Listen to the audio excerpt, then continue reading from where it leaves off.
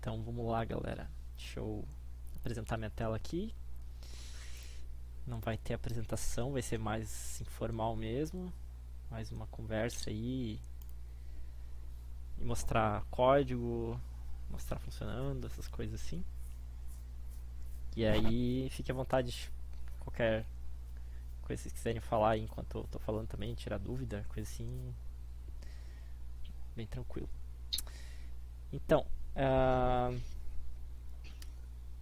a ideia é falar sobre esse projetinho que eu fiz aqui, que eu chamei de XMG, seguindo a tradição dos nomes de programa do Linux, que são geralmente nomes pequenos e bem estilo hack, assim, hacker.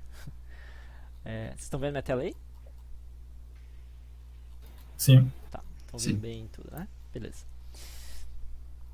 E o que eu fiz esse programinha porque assim, eu eu tenho esse mouse aqui da Logitech, que ele tem esses botõezinhos laterais aqui, ó.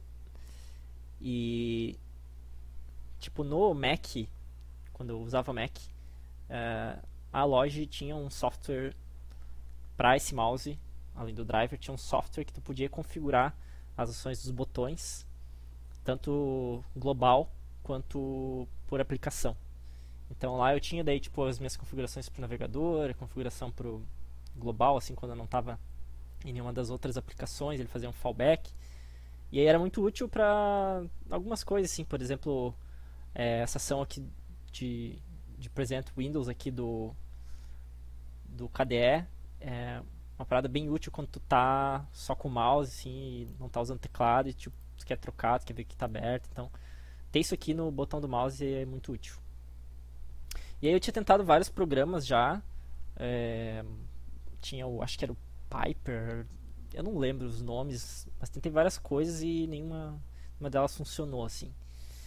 E aí, tipo, uma coisa que eu sempre gostei do Linux foi o fato de que, como as coisas são open source, se tu não gosta de algo, se tu precisa de algo, tu simplesmente pode ir lá e fazer as coisas. Pode hackear o código de um programa se tu não gostar de uma feature e remover. Uma época E eu, por cagar exemplo. tudo. Hã? E Isso, tu deixa tudo caga cagado. tudo e sofre as consequências, mas tu aprende. Por exemplo, esse console aqui, uma vez também eu fiz um hackzinho para tirar a parte de cima ali, a barra dele que ficava no header quando eu fazia o split aqui. Eu fui lá e só dele tem um monte de código, recompilei, aí um monte de coisa parou de funcionar, mas pelo menos isso aqui funcionava. E aí depois eles atualizaram e colocaram isso como uma feature ali, aí não precisei mais do hack. Mas foi um. Acho que essas coisas são legais pra gente aprender a hackear código, digamos assim, a prática de hacking, né? Que é tipo pegar um codebase que tu nunca viu, é, explorar o código, aprender a usar uns debuggers, umas coisas assim, aprender novas linguagens, e aí tipo tu fazer uma coisa que te beneficia, uma, melhorar um programa que às vezes aumenta ali a tua produtividade e aprender junto com isso, né? Então é um processo divertido de aprendizagem, sim. E que é uma coisa que eu sempre gostei muito do Linux. Assim, nunca vi como uma coisa ruim o fato de as aplicações não serem tão boas quanto aplicações do Mac ou do Windows. Sempre achei isso uma oportunidade, né? E aí esse programinha que eu fiz, a ideia é super simples. É poder, basicamente, eu dizer aqui qual que é o botão e qual que é o comando que eu quero que execute quando esse botão for pressionado. Então, eu já tinha algumas ferramentas para poder descobrir os botões aqui, tipo esse X input. Tu consegue rodar ele aqui e pegar os eventos. E aí foi bem fácil assim saber quais que eram os eventos, se o mouse emitia esse evento e tudo mais. Então sempre que vocês quiserem ver algum evento relacionado ao X, vocês podem usar isso aqui, com essa opção traçar root, ele pega independente da janela que tu tá e tal. Então até para teclado funciona isso aqui. Daria para implementar alguma coisa, por exemplo, de macros de teclado. Várias, várias coisas que estão relacionadas com o X, né? E daí eu comecei a fazer umas explorações de como é que eu poderia então pegar esses eventos e ativar uma ação com base nisso, né? Aí eu comecei a explorar sobre o próprio X, né? Eu sabia que o X, para quem não sabe, ele é o servidor de display, digamos assim, do Linux, né? É um servidor que basicamente recebe os eventos do usuário de mouse e de teclado e vai renderizar as coisas na tela, vai ativar os programas, vai passar isso para as janelas e tudo mais, né? E aí eu comecei a pesquisar como trabalhar com o X, né? Aí eu fui na documentação do X e o X dizia não use o X. mais ou menos assim, ele dizia, tipo, não use, na verdade, a biblioteca do X, use o XCB, que é uma biblioteca melhor, simplificada, tal. Aí beleza, né? Eu fui atrás desse XCB, então esse cara aqui. E aí, naquele padrão assim, né? Linux e Unix, assim, que é uma documentação que tem uma linha de CSS, né? E aí eu achei aqui embaixo, escondido assim, que ó, a API do XCB está documentada, tem também um tutorial e algumas notas aleatórias, né? Umas notações aleatórias. Aí eu entrei aqui, fui, né, explorando um pouquinho aqui e tal. Daí ele começa a explicar como é que funciona, e aí quando chega aqui, no final, assim, começa a ter uns to-do, e aí, caramba, to-do e acaba a documentação do nada, assim. Aí, beleza, né? Eu já vi que o buraco era mais embaixo ali, teria que realmente explorar um pouco mais em outros lugares, né? Então, daí eu peguei um pouquinho de coisa daqui, dessa documentação. Algumas coisinhas eu pesquisei no Stack Overflow, algumas coisinhas eu pesquisei no próprio GitHub. Isso aqui é uma coisa muito útil do GitHub. Para quem não sabe, quando estiver fazendo um hacks assim das coisas, vocês quiserem ver, às vezes, pô, será que não tem um exemplo de um código que funciona? Vocês podem simplesmente vir aqui pegar, por exemplo, tem esse símbolo aqui, XCB Connection T, e pesquisar aqui no GitHub. E aí ele não vai mostrar nada de repositório, às vezes, mas se clicar aqui em codes, ele tem muitos exemplos de código, que o GitHub indexa o código também. Então daí aqui a gente consegue tipo ver, às vezes, tipo, pelo nome do projeto, descobrir que pô, esse projeto aqui faz alguma coisa parecida com o que eu quero, então vou dar uma olhada no código, né? Então a gente consegue abrir aqui e ver o que esse projeto faz, aí começar a explorar o código e aí eventualmente, né, começar a copiar umas coisinhas, fazer uns testezinhos, né? Então o processo foi mais ou menos esse. Eu fui pegando algumas coisinhas da doc, algumas coisas na doc não tem aqui, eu tive que buscar daí, às vezes no Stack Overflow, às vezes em outras docs, fóruns, e também esse code search aqui do GitHub ajudou muito. E aí eu cheguei nessa versãozinha aqui do código, uma POC, depois de muita tentativa e erro. Eu não sou o tipo de cara assim que vai lá e lê toda a documentação e faz todo um estudo do negócio. Não, eu fui mais na tentativa e erro mesmo. Quando compilava aqui eu executava e não funcionava, daí eu via uns outros materiais, Q&As e dizia para tentar umas coisas diferentes. Eu fui tentando até que funcionou.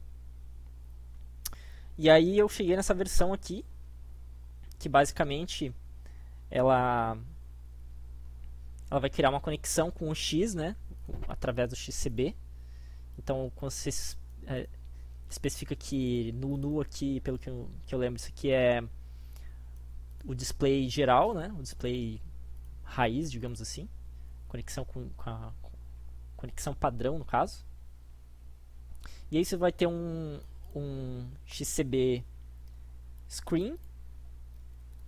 Aí basicamente verifica se tem erro, e aqui eu pego daí o que ele chama de XCB setup, que é, imagina que se é um agregador ali de vários dados sobre o X, né? Então você pega esse setup e aí você pode iterar as telas com isso, né?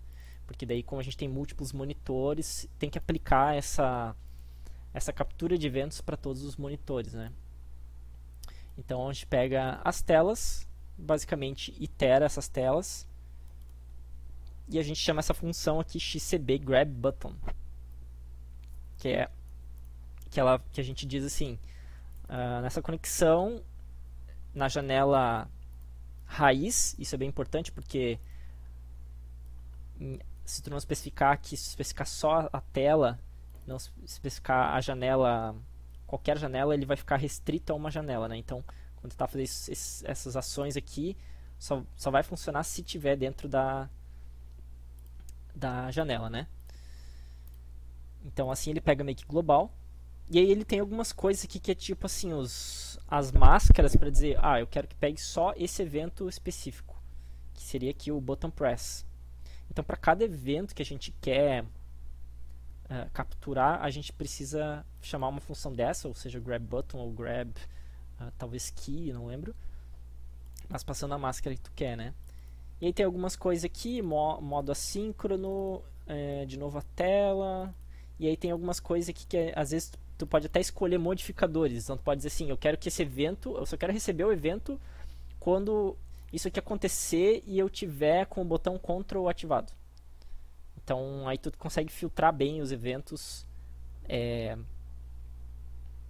para não receber muito ruído ali, tipo, já filtra e nem recebe se tu não precisar, né?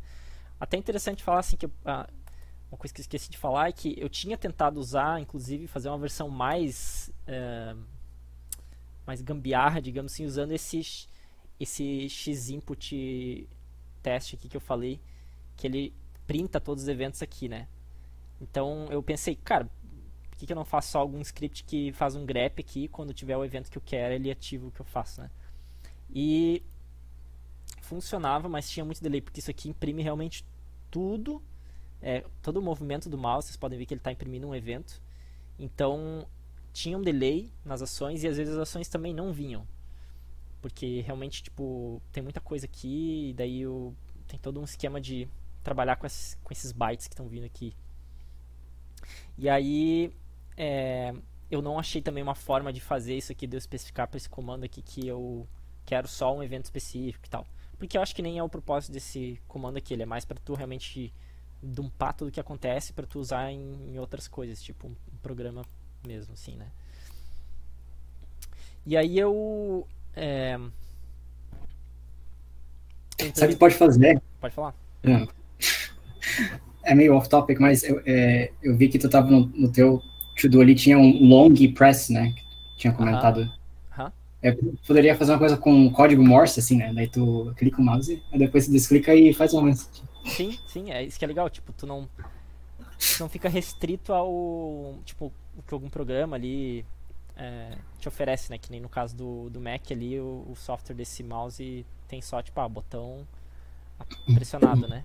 Assim dá pra fazer um long press, dá pra fazer vários press, tipo, se apertar 3 vezes. Tu pode fazer até gestures, se tu quiser, né? Tipo, tu pode pegar... Você pode ver aqui que ele joga todos os eventos que eu tô mexendo, então eu posso fazer até, tipo, quando eu apertar o botão e arrastar pra cima. Dá, sabe? Só que tem que fazer os cálculos desse gesture, que daí não é tão simples, né? Mas é um desafio interessante. Com o touchpad, eu sei que da Apple tem aquele faz o zoom lá, sei lá o que. Eu não sei como é que no Linux tem alguma... não sei se sabe também se daria pra fazer algo assim. Tipo a gesture de um trackpad dos 3 dedos, assim? Aquele que faz o zoom out lá. Tu diz fazer um evento que conseguir capturar o evento dos 3 dedos juntos, digamos assim. Isso. Eu acho que daí... Eu já tive Mac e isso ajuda bastante. Isso é muito bom. Cara, eu acho que depende daí do teu trackpad, se ele... provavelmente se ele enviar se ele tiver suporte a eventos separados, digamos assim, para cada dedo ali, imagino que deve dar pra fazer, sabe? O X é bem genérico, assim, ele não... Ele é bem genérico, mas ele precisa, eu acho que o hardware mande aquilo ali, né? Então, se não tiver um driver do trackpad que separe ali os eventos, não sei se daria. Mas basicamente, daí, tipo, com isso aqui a gente evita aquele problema ali de ter muitos eventos acontecendo e tal, e a gente começa a ter um lag ali e tal. Esse aqui, os eventos aí são bem específicos, então tu consegue dizer, cara, só quando eu apertar Ctrl e apertar tal botão para te emitir o evento. Só que aí esse CB Grab Button, ele meio que registra um event listener ali, né? Ele não recebe nada por si só, né? Aí para receber os eventos, depois que a gente registra aqui, itera todas as telas, registra esses eventos, a gente faz um flush da conexão para ele meio que atualizar lá os event listeners. E daí a gente usa um event loop, que é basicamente ali um poll, né? Então aqui ele vai fazer um wait do evento e vai, quando receber o evento, para todos aqueles eventos que tu registrou, ele vai te dar ali vai ter um response type, que é o event type, na verdade. E aí tu pode verificar se é aquele evento que tu registrou, né? No meu caso aqui eu só tinha um, então nem precisava fazer talvez um case que podia converter direto, né? Mas enfim, é mais pra... Também porque eu peguei esse código de outros lugares, acho que não adaptei. Mas basicamente ele vem num evento genérico e tu converte ele pro evento que tu quer, né? Então nesse caso aqui o botão press events. E aí com esse botão press events vai ter os campos específicos desse evento, né? Que aí tu pode pegar qual que é o botão em si, né? Se foi o botão, no meu caso ali o 8 ou o 9, são ações diferentes, né? Aí beleza, até aqui ok. Se tem alguma dúvida, alguma coisa que eu passei muito rápido e...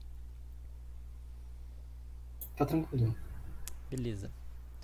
Então, daí com essa POCzinha, eu sabia que dava como pegar os eventos, e daí toda a outra parte de emitir comandos, fazer o sistema executar comandos, não era tão complexo, assim, é uma coisa que geralmente é bem fácil, assim, tu fazer um system call ali, né? E aí eu decidi reescrever isso aqui daí em Kotlin Native, que como vocês sabem eu sou fanboy de Kotlin, eu gosto de usar para tudo que eu puder. E aí eu quis fazer em Kotlin Native, porque isso aqui é um programa que fica executando o tempo todo, né? Ele fica ali ouvindo os eventos, então se eu vier aqui e pegar os meus processos, ele está aqui, né? Ele fica aqui executando com a minha configuração do meu mouse. E eu não queria ficar rodando uma JVM inteira, que é um tanque de guerra, para ouvir um evento de clique do botão ali, né? Botão press, tipo, seria um overkill. Então eu fiz assim porque assim ele fica realmente muito leve. Ele está usando tipo 924 KB de memória e tipo memória compartilhada, daí 2.3, 2.4 MB. E a resposta é muito rápida, né? Tipo, é instantânea assim. Então, com o Kotlin Native eu consigo fazer isso, né? Eu consigo tipo compilar um programa mesmo para nativo. Ele usa o LLVM por trás e eu consigo conversar com as bibliotecas C muito fácil. Então, vou mostrar aqui para vocês como é que funciona essa conversa com as bibliotecas C. Eu já tenho aqui uma versão mais bem escrita, tudo bonitinho aqui, mas eu vou voltar na versão inicial para vocês verem como é que foi. E depois eu passo um pouquinho pela evolução. Então eu vou mudar para cá. Ele já mudou tudo aqui. Eu acho que nem tinha módulos ainda.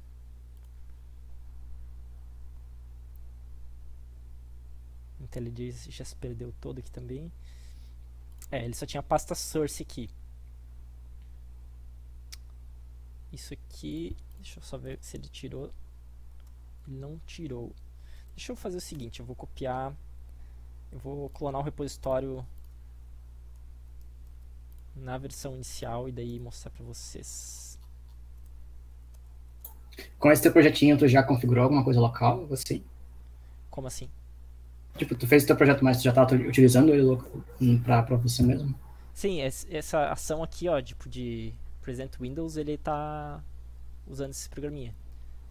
Tipo, o meu Play Stop do Spotify também. Quando eu aperto esse botão aqui, ele faz isso aqui e o Play Stop do Spotify o outro. Mas meu mouse não tem... que meu mouse não tem nada de botão extra, daí é muito... Não tem nem botão no meio? Tipo, botãozinho? Tem. Às vezes no meio já dá pra fazer alguma coisa, tipo, fazer um long press no meio e daí, tipo, ou duplo clique, né? Ou o código Morse que a gente falou. Eu só quero ver como é que eu clono o repositório já numa hash específica aqui, vocês lembram? reference. Eu vou tentar assim mesmo, deixa quieto. Ok, ele removeu aqui. Beleza. Então, ele está indexando aqui. E aí a versão inicial realmente foi código aqui bem basicão, simplão. O XCB estava tudo numa tripa só aqui.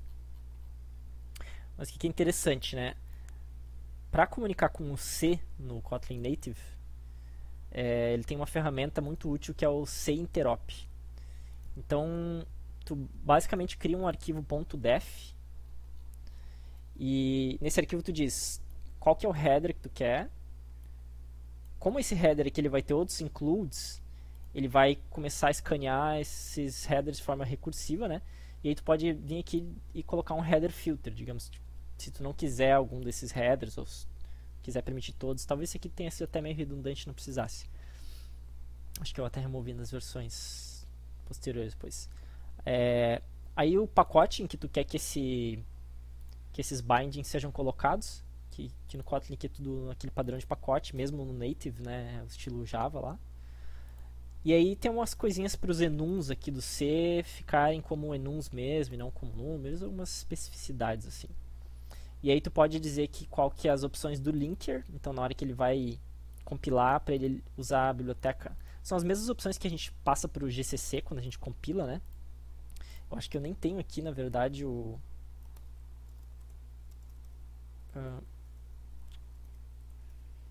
acho que eu nem tenho comando aqui, mas basicamente eu precisava fazer -L XCB, né? Porque ele usa aquele padrão do XCB. E ele XCB útil. Basicamente isso, né? Essas opções do linker. E aí o library paths é para tu dizer onde é que o linker vai achar essas bibliotecas, né? Então, se eu for aqui no /usr lib xcb, tem que ter aqui o libxcb para aquele -L xcb encontrar, né? Aí beleza, com isso aqui tem uma task ali do Gradle, que é o build tool do Kotlin, que ele vai gerar os bindings. E aí a gente consegue encontrar esses bindings dentro daquele pacote. Então, se a gente vê agora aqui, digamos, eu tinha lá aquele XCB Connect, né? Deixa eu ver se eu acho aqui. Onde é que eu tinha colocado o XCB Connect? Aqui, o Connection. Então, se eu vier aqui, basicamente, procurar por XCB Connect... Opa! XCB, ajuda nós aí. Não. Eu acho que é porque eu preciso gerar de novo os bindings. Isso mesmo. Tipo assim, se tu não rodar a task de geração dos bindings, tu não vai conseguir ainda usar na IDE. Então, aqui nas tasks do Gradle, vai ter aqui build, vai ter o...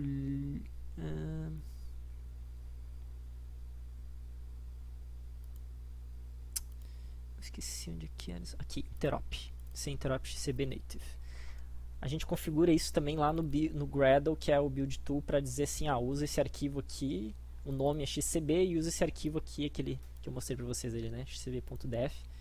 Usa esses diretórios aqui para achar os headers e tal, né. Aí beleza, agora ele rodou,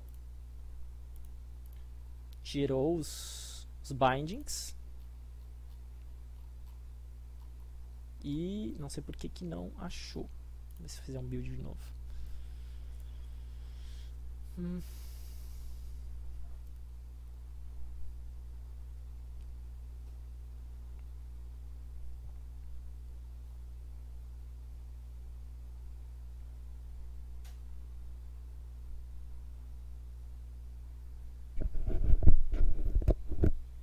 Deixa eu ver se vocês estão aí ainda.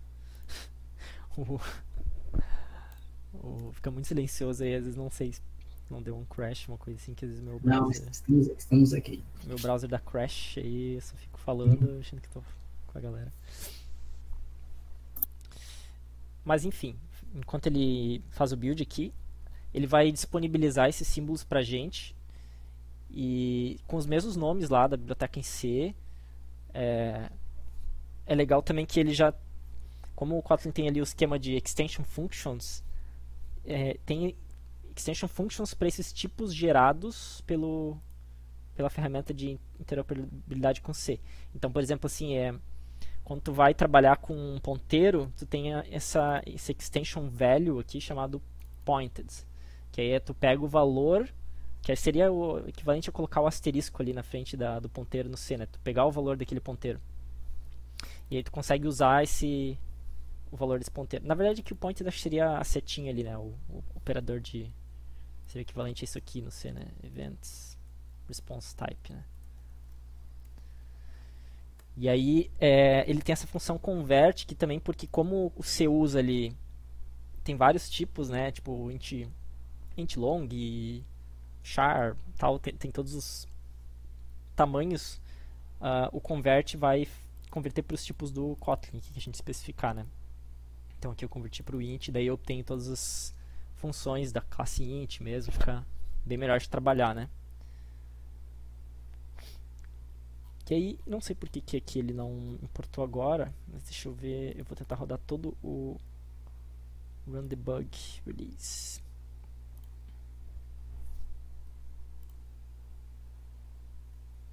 Mas, tá, ok.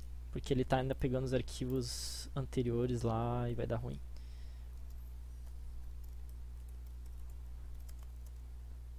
Deixa eu remover os modules aqui e o build source, que eu acho que...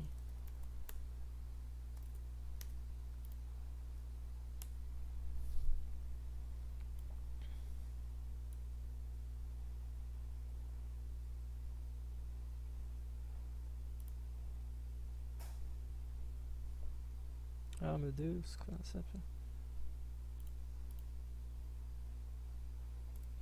tá. Live coding é isso aí, galera.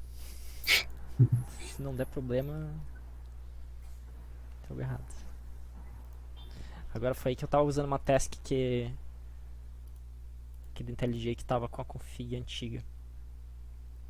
E aí sempre na compilação então ele vai gerar o CenterOps, que daí ele vê se mudou alguma coisa ali na nossa config, se a gente decidiu incluir mais headers ou colocou mais CenterOps ali.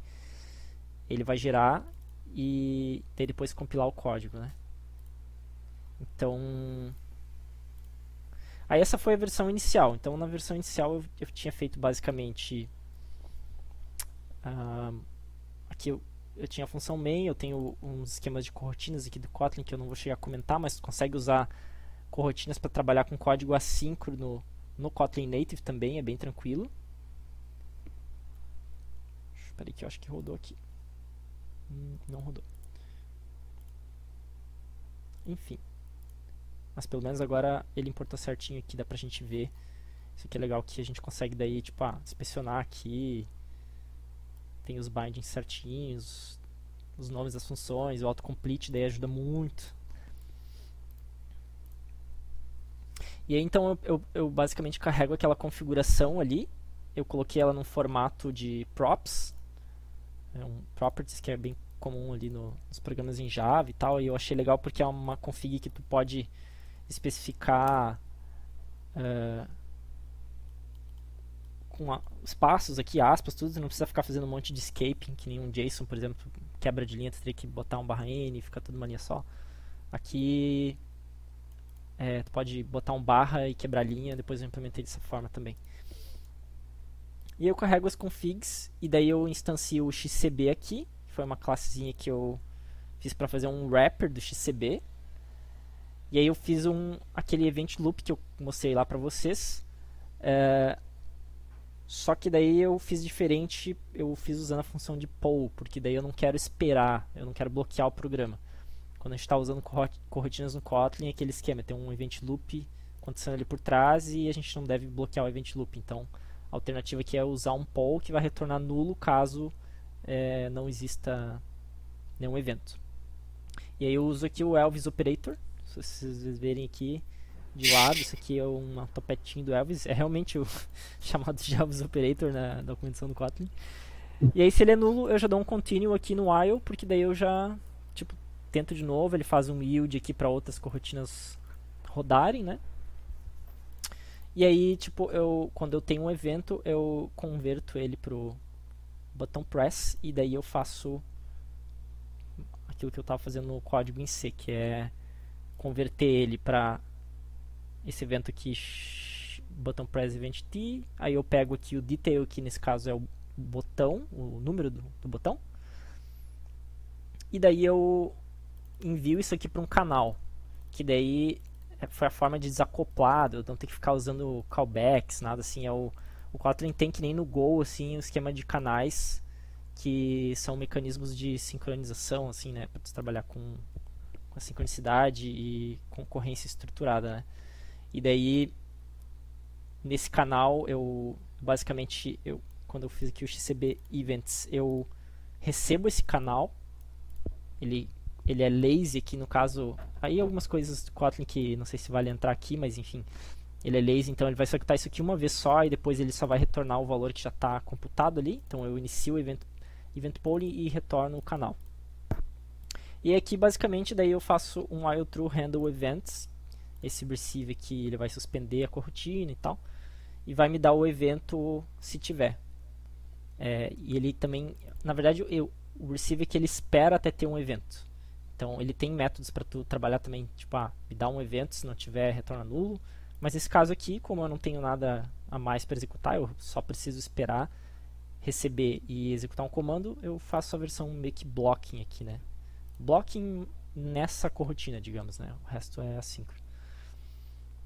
E aí, para fazer o tratamento do evento, eu verifico aqui se ele é o tipo que eu mapeei ali e invoco um system. Bem simplesão mesmo. Aí esses tipos aqui, vocês podem ver já que ele está num padrão de nome diferente aqui, porque eu mapeei daí para deixar mais alto nível, né? Então eu criei uma classe aqui events, eu criei daí a classe button press. Essa classe aqui do sealed class, ela é uma classe que ela vai ser tipo um enum que tu pode ter instâncias diferentes, é o esquema de algebraic data types, sum types, enfim, é uma coisa muito útil aqui. Talvez vocês já tenham visto no Swift, por exemplo, as enums deles, ou o Java está introduzindo agora também sealed class, isso aqui é muito bom, que é basicamente uma hierarquia limitada. E aí depois eu fui evoluindo isso aqui. Então essa aqui era a versão inicial, você pode ver que está um negócio bem cabuloso aqui, o XCB grab button. O legal assim é que mesmo eu chamando a função exatamente sem nenhum bind, digamos assim, sem nenhuma abstração para deixar ela mais alto nível, mesmo assim eu tenho aqui os named arguments do Kotlin que já ajudam muito na legibilidade do código, né? Se vocês forem ver a versão em C, eu tenho esse XCB grab buttons aqui que tá tudo aqui, cara. Boa sorte entendendo o que cada uma dessas coisas que significa, né? Tipo, porque tipo, connection 0, magic number, talvez poderia ter colocado uma variável, né, pra meio explicar, mas mesmo assim. Aí tipo aqui tem o data root 2 vezes e tal. Isso aqui é legal que com esses named arguments eu já consigo daí também entender melhor o código, também evitar de trocar os argumentos quando eles são do mesmo tipo e não perceber. E aí eu fui evoluindo isso aqui, depois eu refatorei, né, para a versão atual. Então vou mostrar aqui para vocês.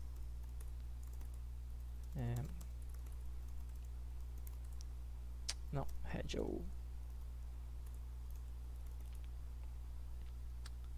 tem um commit que eu nem acho que é do readme, beleza. Aí eu refatorei aqui, deixa eu importar de novo. Aí eu modularizei o projeto. Isso aqui é uma coisa bem legal dos projetos em JVM, vamos dizer assim, que eles têm um suporte a módulos muito bom, e especialmente com o Gradle é legal que quando tu não mexeu em nada no módulo e tu precisa recompilar o projeto, ele tem um cache da compilação e ele não vai rodar de novo a compilação se tu não mexeu nada, não faz sentido. Além de testes também, tu não precisa rodar de novo os testes, ele faz sempre um check de tudo que foi modificado e só executa as tarefas do que precisa ser realmente executado. E isso é muito importante também porque o Kotlin Native tem uma compilação lenta ainda. Ele não é um projeto assim tão estável quanto o Kotlin JVM, por exemplo, que é o mais forte mesmo, usado no Android e no back-end.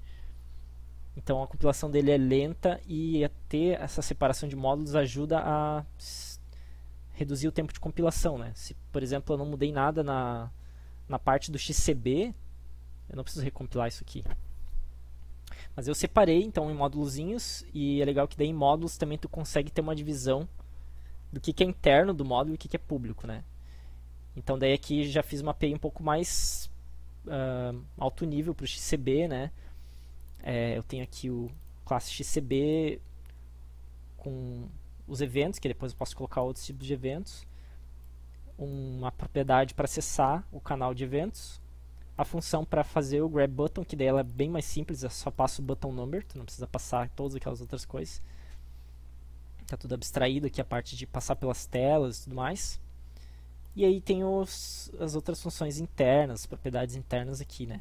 Então se a gente for olhar na aplicação, agora a aplicação tem uma dependência desse módulo XCB, é bem mais simples, né? Um application run aqui eu tenho as configurações, eu instancio o XCB lá embaixo e tal, e eu faço xcb.events e faço um handle event aqui, ficou bem mais alto nível, né? Tem um mapzinho com os comandos ali, e é legal que assim a biblioteca do Kotlin ela já tem muita coisa multiplataforma. Então a parte de corrotinas que eu comentei ali, eu posso trabalhar com canais, com flows, que é meio que streams, assim. Posso trabalhar com um monte de coisa já em qualquer plataforma, JavaScript nativo, JVM, e é toda a mesma API. E ter isso aqui no Native é uma mão na roda, porque quem já codou em C, coisa assim, sabe que, cara, é tudo muito trabalhoso, assim. E foi muito fácil, na real, usar isso aqui. Então, tem algumas bibliotecas que eu usei também no começo, depois eu tirei, bibliotecas multiplataforma, mas toda a parte de strings também tem no Kotlin Native. Então, por exemplo, eu tenho aquela propriedade ali na minha configuração, que é essa button 9 command aqui, eu tenho que extrair daqui esse número para poder passar lá para o XCB, né? Dizer para ele escutar no 9, o 8. E aí eu já tenho aqui a classezinha de regex, já tenho toda a mesma API que eu usaria no Kotlin JVM, sabe? Então isso já poupa muito trabalho, assim, não preciso ficar me preocupando com memória aqui também.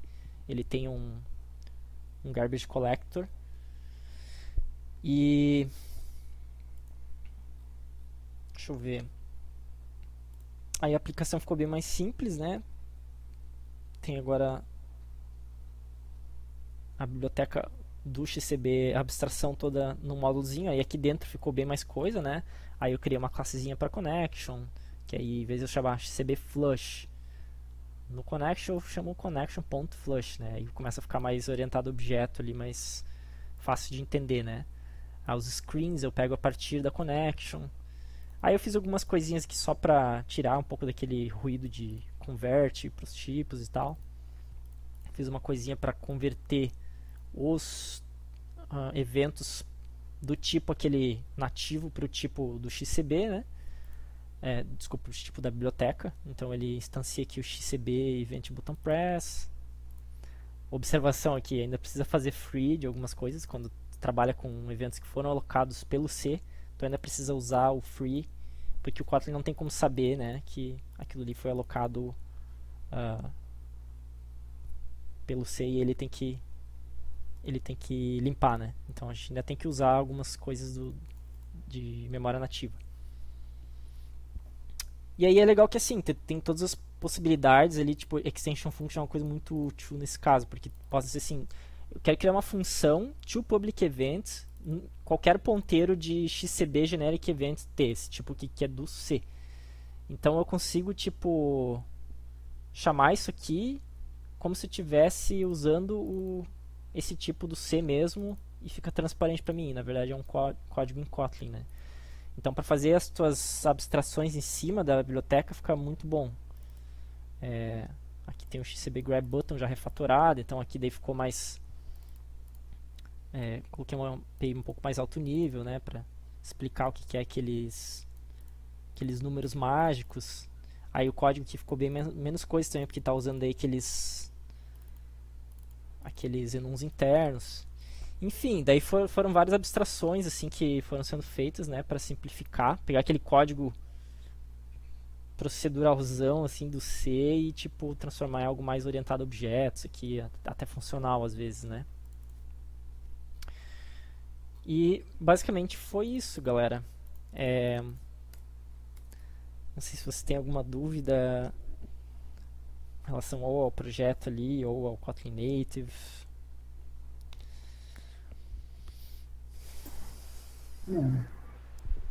Tá, bem explicado. Eu queria testar aquele exemplo do Spotify, na verdade, que tu colocou no teu README. Do Spotify? Ah, sim, do Spotify. Isso é legal também. Tem várias aplicações do Linux que usam o dbus, né?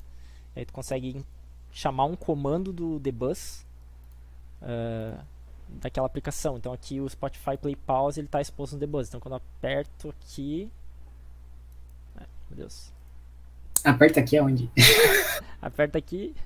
Não, não sei se vai funcionar agora. Ah, tá a tela. Beleza. Ó, tipo... Ah, bem. Ele dá o play pause aqui, né? E aí tem umas ideias futuras pro projeto, assim, tipo... Por exemplo, acho que a parte de long press ali, né? Eu poder dizer... Quando apertar por um tempão, esse botão aqui faz outra ação. Configurar por aplicação, que o Roden falou ali, tipo, no browser ele já funciona para os botões de próximo e anterior ali do histórico, né? Daí daria para, por exemplo, pegar esse evento aqui do XCB grab, que está aqui, e eu dizer assim, eu identificar qual que é a aplicação que está naquela janela que recebeu o evento, e se for o browser eu dizer que é para propagar os eventos. Porque daí eu quero que o browser receba e não quero fazer nada, né? Eu posso então trabalhar por janela. Foi uma coisa que o Gabriel tinha perguntado antes ali. Depois o pessoal entrou, acho que não pegaram. Mas pode daí pegar nesse evento aqui a janela que tu quer.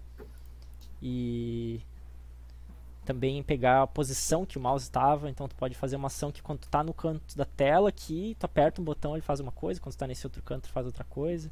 Enfim, dá pra trabalhar de muitas formas, é muito flexível mesmo. Legal. Achei bem bom. Tem que compartilhar naquele Hacker Rank pra todo mundo...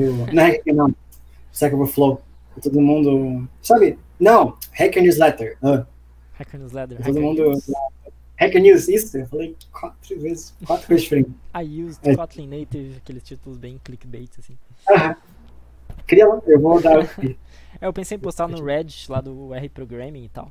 Mas eu queria daí complementar um pouquinho algumas dessas features e tal. E daí seria bem legal se vocês pudessem, se vocês têm interesse em usar, tem algum botão do mouse de vocês aí que tipo que tá inutilizável, que nem tava pra mim aqui, e se quiserem usar, dar feedback, sugerir features, é legal, porque daí dá pra complementar um pouquinho mais o projeto antes de divulgar assim, né?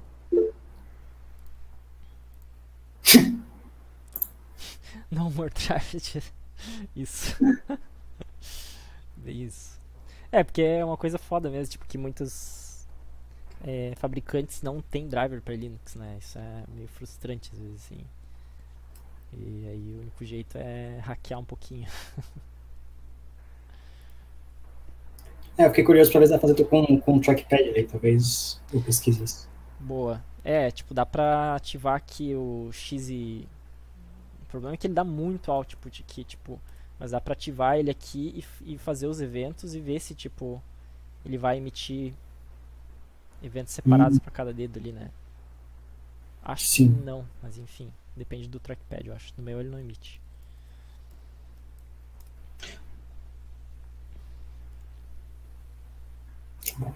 Mas é isso, galera. Depois eu implementei também algumas coisinhas aqui de tipo... Tinha começado com uma biblioteca ali que era usada bastante em jogos, assim, multiplataforma, e depois eu refatorei algumas coisas. É legal que a API de programação funcional do Kotlin também funciona muito bem no native. Então, tipo, aqui, por exemplo, eu peguei o arquivo, aí fiz um line sequence, que é O sequence no Kotlin é tipo lazy, né? Então ele vai te dando os itens e tu consegue fazer operação map, fold, reduce e tudo mais ali. Sem ele iterar toda a lista, depois itera de novo, faz essa operação. Ele faz o map uma vez, fold uma vez, para cada uma. Ele é lazy, né? Então ele é muito mais eficiente do que uma operação em array, lista normal, né? E aí, tipo, fiz aqui um parsing na mão pra, tipo, implementar algumas coisas que não tinha ali. Por exemplo, poder fazer quebra de linha aqui na configuração. Antes isso aqui não era suportado, essa barra no final aqui e tal. Então eu implementei o parsing, eu consegui usar o filter not, map, fold aqui, fiz bem funcional porque fica bom para trabalhar esse tipo de coisa. E foi bem tranquilo, assim, funcionou de boa. Não preciso me preocupar com trabalhar com strings em C. Na hora que eu pego a string, isso é legal também, tipo, quando você está trabalhando com strings, tu basicamente, deixa eu pegar aqui um exemplo, tem um módulozinho de I/O aqui.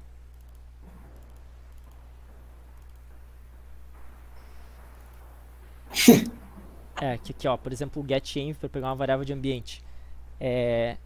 Ele vai me retornar um ponteiro de char do C.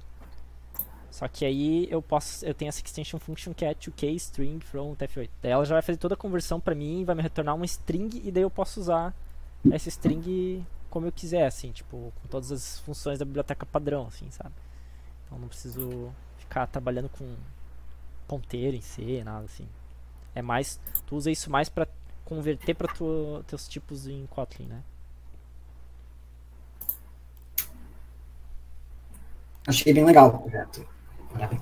Foi bem divertido, assim, bem massa mesmo. Acho que é legal porque ajuda a aprender assim, um pouco sobre como funcionam as coisas no Linux, ver essas possibilidades, assim. O X é uma parada bem realmente flexível, assim.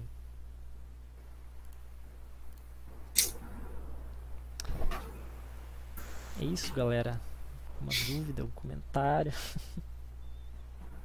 Manda repositório pra câmera desligada, né? Tipo, que agonia, não sei se a galera tá... Eu vou mandar repositório aqui pra todo mundo da Star, né? Pra você ganhar, aparecendo nos trendings do GitHub. Peraí.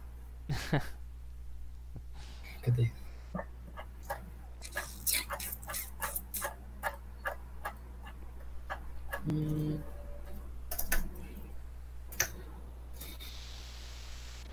Como é que é o nome do repositório? XMG. EDR. Eu vou mandar aqui o link pra vocês. Eu já tenho aqui na mão. Pode crer, a galera tá comendo aí, tá? De boas. Mas tipo... Tem muita coisa ainda no Kotlin Native, assim, que não tá tão legal ainda, assim. Por exemplo, trabalhar com multithreading não é uma coisa muito fácil ainda.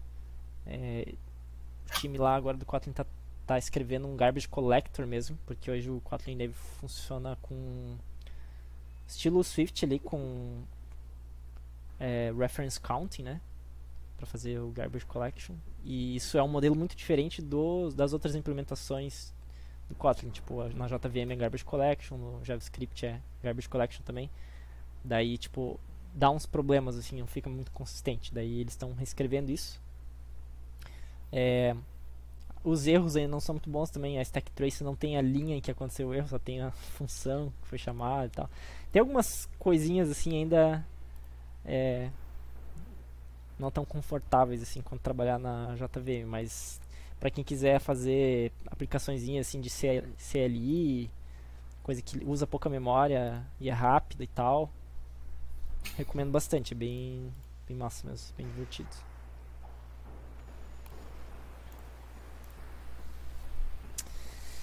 É isso, galera. Clojure usa JVM também e o stack trace deles é terrível. O que é? Que Clojure usa JVM também e a mensagem usa terrível. O stack trace falam que é uma das piores coisas.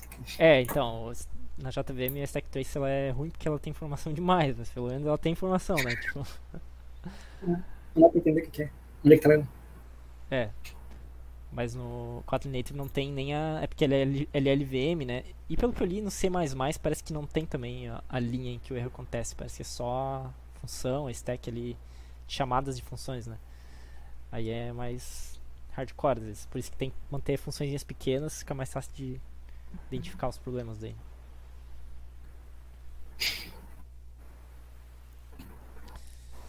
É isso, galera. Espero que tenham gostado.